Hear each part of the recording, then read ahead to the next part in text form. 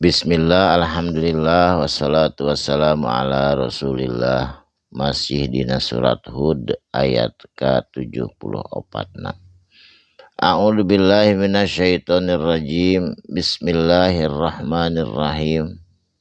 Falamma mangka samang-samangsa zahaba leungit an Ibrahim ti Kangjeng Nabi Ibrahim raun rasa takutna rasa sieun anu asal nama kabinabina Kangjeng Nabi Ibrahim sieun rempan ku aya tetamu anu aneh. Ternyata eta teh para malaikat nu nyana kabar gembira ka Kangjeng Nabi Ibrahim. Saatosna hilang rasa takut da eta terang geuning anu dongkap teh para malaikat. Wajaathu jeung datang hu ka Kangjeng Nabi Ibrahim busra rasa bunga anu luar biasa. Sabab naon dikabarkeun ku para malaikat baka aya turunan deui salian ti Siti Hajar anu tos lahir nyaeta bakal lahir Kangjeng Nabi Ishak ti Siti Sarah anu sepuh. Kalayan baka turunan deui ti Ishak teh insyaallah upami tos ageng tos nikah baka boga budak anu ngaran Yakub. Terus diberitakeun sateacana ku para malaikat eta oge ti Allah Subhanahu wa ta'ala bewarana didugikeun ka Kangjeng Nabi Ibrahim. Yujadiluna tuluy berdiskusi badami antara Nabi Ibrahim sareng para malaikat di bumina Kangjeng Nabi Ibrahim. Fi qaumi Lut dina masalah kaum Lut. Mun bisa macana kaum Lut Allah disiksa. Mudah-mudahan we sing insaf. Sabab aya umat muslimin di nyagi ali 5.000 urang mah. Saur para malaikat moal jelema mukmin mah Nabi Lut nama moal kena siksa diselamatkeun insyaallah. Tapi istri Nabi Lut mah eta mah da sok seueur maksiat margina sok tuduh ka jami-jami nu karasep ka nu kasep deui. Jadi resepna lalaki jeung lalaki disebutna teh homoseks. Tah di dinya terlibat istri Nabi Lut sehingga istri Nabi Lut mah kacanak sareng jama-jama anu kena siksa waktu sarita. Inna Ibrahima sanyana ari Kangjeng Nabi Ibrahim mah Kangjeng Nabi Ibrahim mah gaduh sifat teh halimun anu maha penyantun. Sanes anu maha penyantun, anu penyantun. Awahun jeung anu boga rasa karunyaan ka batur. Munibun jeung cepat kembali kepada Allah upami aya masalah. Jadi eta boga rasa eta sifat Nabi Ibrahim. Saterasna ya Ibrahimu, hei Ibrahim, saur Allah. Arid kudu tinggalkeun.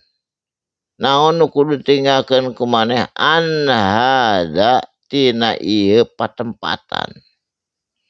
Innahu sabab ieu patempatan teh qad jaa sanyana bakal datang amru rabbika perintah Allah tegasna azab siksaan ka ti pangeran anjeun ka ieu tempat sabab Nabi Ibrahim sareng Nabi Lut mah masih wilayah anu sami teu tebih teuing margi masih keneh wargina keneh Nabi Lut teh sareng Nabi Ibrahim.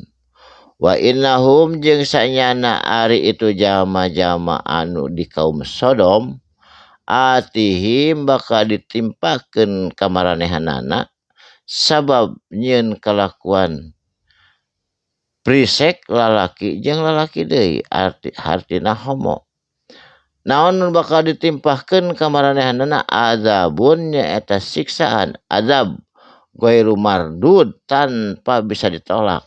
Nah, eta. Jadi kudu nyingkah Kangjeng Nabi Ibrahim ulah aya di dinya bilih kena imbasna ku azabna kaum Nabi Lut. Tapi Nabi Lut nama sareng umat muslimin waktu sarita disalamatkeun ku Allah Subhanahu wa ta'ala.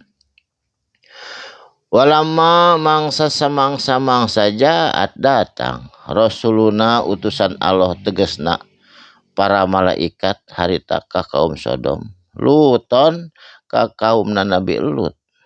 sareng ka Nabi Lut si an ngarasa susah sararea oge jelema-jelema karasana teu enak ke badan teh sabab eta tanda-tanda bakal datang musibah bihim ka itu jalma-jalma wadaqat dayak eungap hatena teh bihim ka itu jalma-jalma anu rek datang musibah anu rek ditimpa ku musibah atawa anu ditimpa ku adab doran anjeunna ngarasa sempit hatena waqala jeung nyarita itu kaum Lut haza ari ieu yauman asim poe teh meuni sulit-sulit teuing dina poe ieu teh jadi samemehna dibalikeun eta bumina di luhur dijieun ti handap hartosna bencana alam gempa bumi anu azab eta diturunkeun ku Allah sengaja ka jalma-jalma anu maksiat